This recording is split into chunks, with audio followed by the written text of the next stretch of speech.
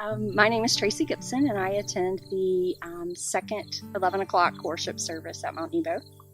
And I'm just going to talk about how God helped me, or continues to help me, overcome the giant of procrastination in my life.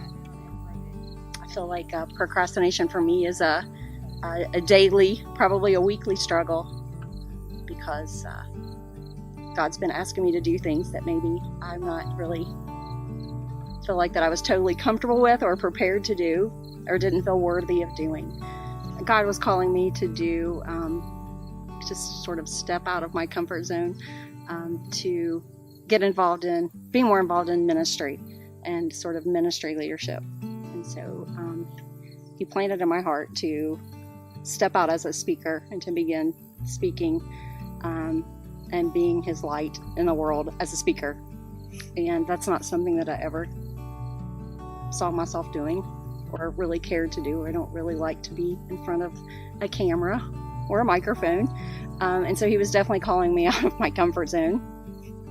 And through a series of just different things, me saying, later God, no God, later God, He began to speak to me through a lot of different people, and people who encouraged me along the way.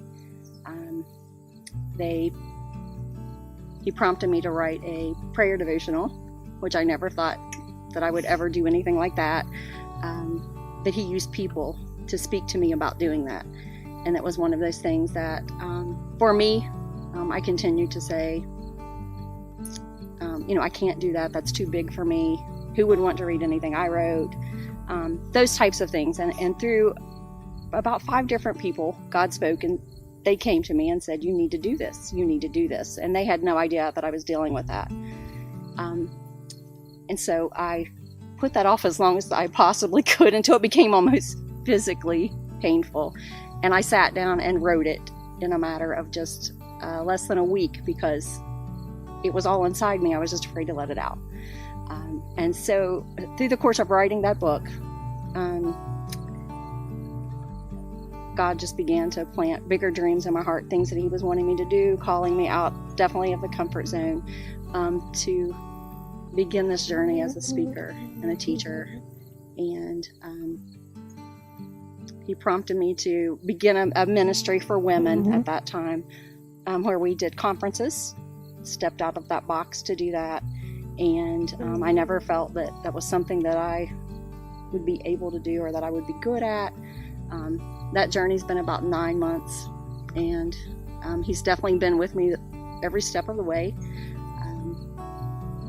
But I put that off and put that off and put that off, doing that because I just didn't feel like it was something that that I would be good at, or basically I was afraid to do it. Am I good at it? Will I be good at it? And through His prompting, and I read several books last summer that just spoke the words to me, exactly what God was saying to me. I would find those words in the book. And those books were instrumental in pushing me into not putting that off any longer. Don't procrastinate any longer. Put yourself out there and give this a try. And as He always does, God showed up when I was faithful to step out of that boat and take a risk, instead of putting it off, just doing it and letting Him have the glory for it. And that ministry is busy. It's booming. We're doing a lot of great things, outreach across the world, actually. And I thought that was it.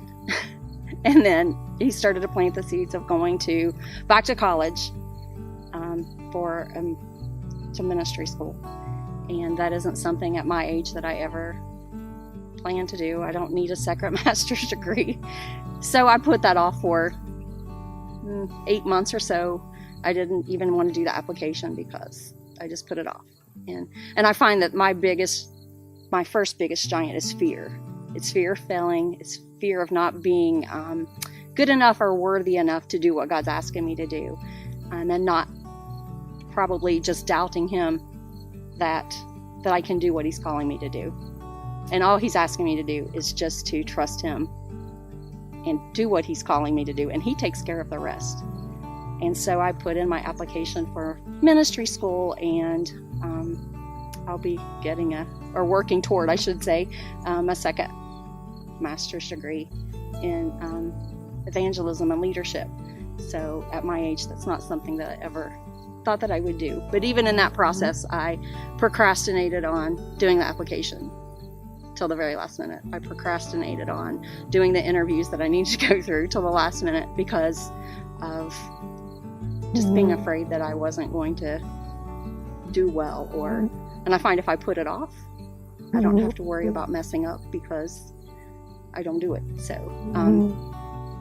he's led me through a lot of challenging waters that I never thought that I would cross. I never anticipated that I would do any of those things.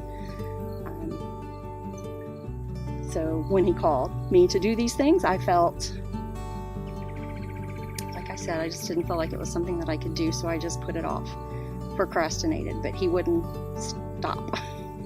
He wouldn't stop planting those thoughts in my head, or he wouldn't stop people sending me messages to encourage me to do those things.